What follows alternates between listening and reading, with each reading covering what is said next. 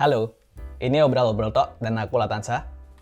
Sesuai janjiku bulan lalu, kali ini aku bakal tes dan ceritain pengalamanku pakai thermal interface material dari ID Cooling Frost X35 dan Thermalred Halos.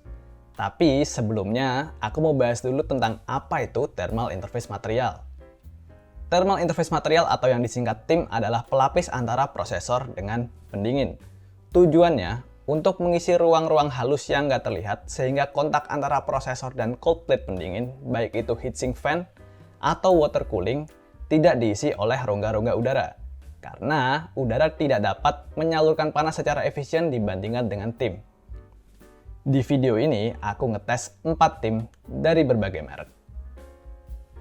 Pertama ada Noctua NTH1. Thermal paste ini aku pakai sebagai data pembanding karena mungkin bisa dibilang Noctua sudah dikenal secara global dan thermal paste ini cukup umum digunakan. Kedua yang juga berlaku sebagai data pembanding adalah ID Cooling Frost X25. Thermal paste ini didapatkan dalam paket pembelian cooling dari ID Cooling. Aku pakai ini sebagai pembanding antara thermal paste bawaan cooling dengan thermal paste aftermarket tambahan seperti yang akan kita tes, yaitu ID Cooling Frost X35. Thermal paste ini harganya 115.000 untuk 4 gram. Ini lebih murah dibandingkan Noctua NTH1 yang harganya 130.000 untuk 3,5 gram. Terakhir, yang beda sendiri ada Thermalred Halos. Ini bukan thermal paste tapi thermal sheet. Jadi bentuknya lembaran dan bukan pasta. Harganya ada di 95.000 untuk satu lembar untuk sekali aplikasi. Selanjutnya akan aku bahas tentang hardware yang aku pakai buat ngetes keempat thermal interface material tadi. Sama kayak tes-tesku yang sebelumnya, aku pakai prosesorku Core i7 12700KF. Kali ini aku set all core clock maksimal di 5,1 GHz tanpa power limit. TJ Max ada di 100 derajat Celcius. Motherboard juga masih sama, yaitu ASRock Z690PG Velocita, dan prosesor aku pasang pakai bending corrector frame untuk penyaluran panas ke cooling yang lebih baik. Aplikasi thermal paste menggunakan metode X yang lebih umum dan nggak boros pasta dibandingkan dengan sprit. Nggak usah khawatir, ini tetap rata kok, karena kita tekan pakai cold plate cooling. Terakhir, cooling yang aku pakai buat tes ini adalah Thermalred Core Matrix 240 yang terbukti ampuh meredam panas 12700KF yang udah aku overclock. Sebelum mulai ke hasil testing, aku mau cerita sedikit. Di antara ketiga thermal paste yang aku tes, nggak ada hal aneh yang butuh perhatian lebih. Ya biasa aja kayak thermal paste pada umumnya. Cuma buat Frost X35 ini, teksturnya lebih kental, jadi mungkin pengaplikasiannya jadi agak lebih menantang. Yang butuh perhatian lebih justru malah thermal sheet dari Thermalred Halos ini. Karena dia berbentuk lembaran, jadi mungkin buat beberapa orang masangnya agak kagok. Nama keren material yang dipakai di Halos ini adalah Phase Change Material. Kalau dipegang, rasanya tuh sama kayak thermal paste, tapi lebih padat. Mungkin karena itu juga dia jadi lebih rapuh. Ngomong-ngomong, karena rapuhnya ini di unit yang aku dikasih sama Thermalred Indonesia, aku ada kesalahan pemasangan dan jadinya pecah. Khawatir datanya nggak valid, aku beli lagi yang baru pakai duitku sendiri.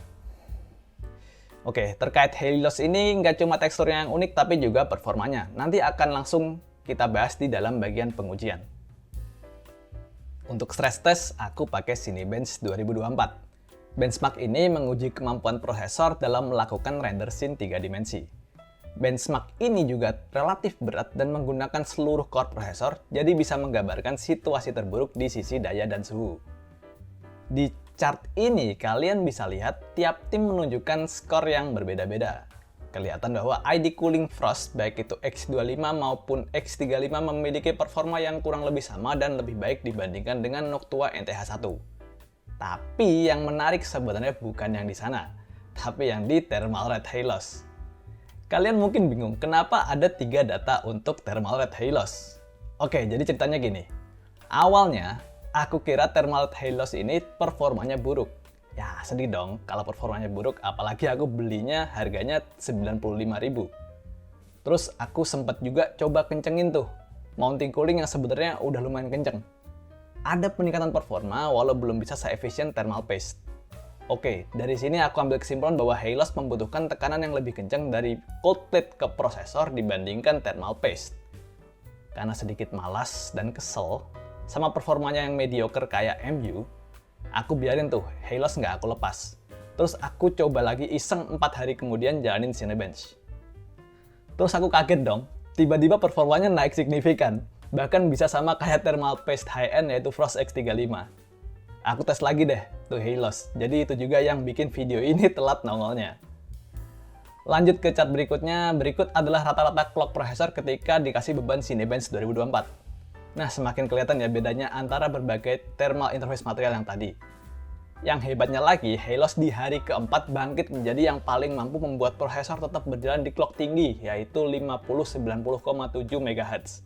Udah deket banget sama maksimal 5,1 GHz yang aku set di BIOS. Lanjut di tes berikutnya yaitu gaming. Yang ini harusnya lebih representatif terhadap penggunaan PC orang-orang kebanyakan.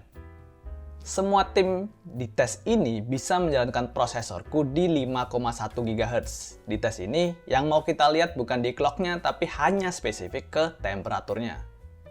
Lagi-lagi kelihatan ya, keajaiban menunggu 4 hari di Thermalred Halos.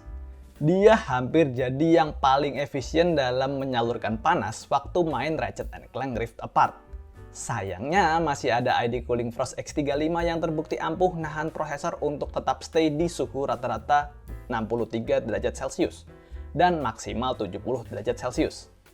Si Halos ini cuma kalah di suhu maksimal yang lebih panas 3 derajat Celcius, jadi 73 derajat Celcius. Jadi kalau aku bisa bilang sih dua-duanya super efisien dalam menyalurkan panas.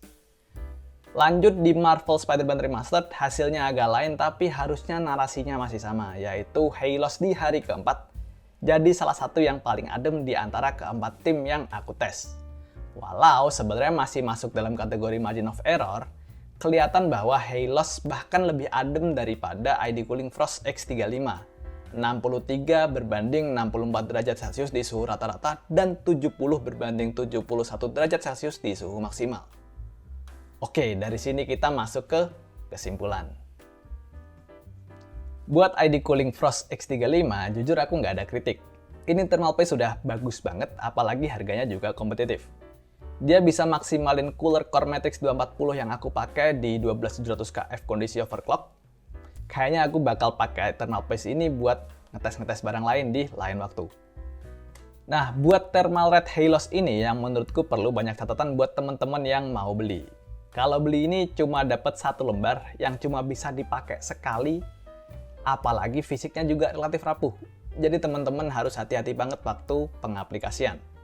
Jangan lupa juga buat bersihin permukaan cold plate dan prosesor dengan tisu basah yang disediakan dalam paket penjualan. Walau begitu, aku bisa bilang performanya sih ini oke banget, sama seperti ID Cooling Frost X35. Oh ya, sebelum aku tutup, aku mau kasih giveaway cooler ID Cooling Space SL240 yang udah aku tes di beberapa video sebelumnya. Buat join cukup gampang, tinggal komen di bawah dan kirim screenshotnya ke pos Lambe Hardware yang ada di deskripsi buat laporan. Kalem, aku nggak maksa kalian like ataupun subscribe. Kalau mau sekalian sama like sama subscribe ya juga boleh, silakan. Tapi intinya semoga beruntung dan kalian bisa bawa pulang cooler keren ini. Sekian obrol-obrol tok edisi ngetes ID Cooling Frost X35 dan Thermalred Halos kali ini. Terima kasih juga kepada Lambe Hardware PC dan Berlian Cahaya Teknologi untuk sampel barangnya. Buat kalian yang punya pertanyaan, kritik, dan saran bisa taruh di kolom komen di bawah. Saya Latansa, budayakan OOT.